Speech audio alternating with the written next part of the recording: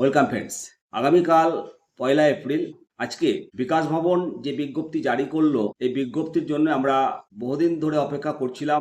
অবশেষে বিকাশ ভবন বিজ্ঞপ্তি জারি করেছে এবং এই বিজ্ঞপ্তি জারি করে শিক্ষা দপ্তরের যে সমস্ত ডিপার্টমেন্টগুলো রয়েছে, যেমন Paschimbanga central school service commission, উচ্চ মাধ্যমিক শিক্ষা সংসদ, মধ্যশিক্ষা পর্ষদ, পশ্চিমবঙ্গ প্রাথমিক শিক্ষা পর্ষদ, mid day meal department, NIOS schooling, Rabindra open schooling, Paschimbanga রাজ্য শিশু শিক্ষা মিশন, এই সমস্ত দপ্তরগুলো থেকে 3টে তথ্য চাওয়া হয়েছে। মূলত সংশ্লিষ্ট দপ্তরের শিক্ষক, কর্মী এবং পেনশন হোল্ডারদের পূর্ণাঙ্গ তালিকা চেয়ে পাঠানো হয়েছে।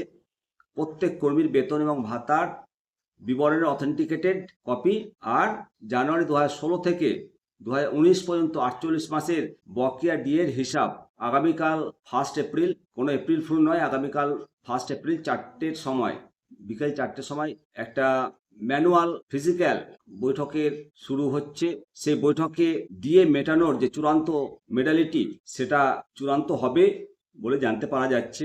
আজকে যে বিজ্ঞপ্তি আপনারা দেখছেন, মূলত 2016 থেকে 2019 সালের যে বকেয়ার সঠিক হিসেব, সেই হিসেব নিকেশ করার জন্যই পশ্চিমবঙ্গ সরকার অর্থ দপ্তর 9988AP2 এই বিজ্ঞপ্তি প্রকাশ করেছিল এবং পঞ্চায়েত, পৌরসভা, অন্যান্য সংবিধিবদ্ধ সংস্থার কর্মী এবং পেনশন হোল্ডারদের বকেয়া মহার্ঘ ভাতা কথা উল্লেখ করা হয়।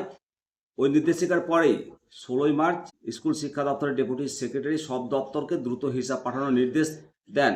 এবার দেখার যে আগামীকাল মডালিটি তৈরি করে কত তাড়াতাড়ি ডিএটা আমাদেরকে দেয়। আশা করা যায় যে এপ্রিলের 7 তারিখের মধ্যেই অ্যাকাউন্টে ঢুকবে। অবশ্যই আপনাদের মতামত কমেন্ট সেকশনে করবেন এবং শেয়ার করবেন। জয় হিন্দ, জয় ভারত, বন্দে মাতরম, ভারত মাতা কি জয়।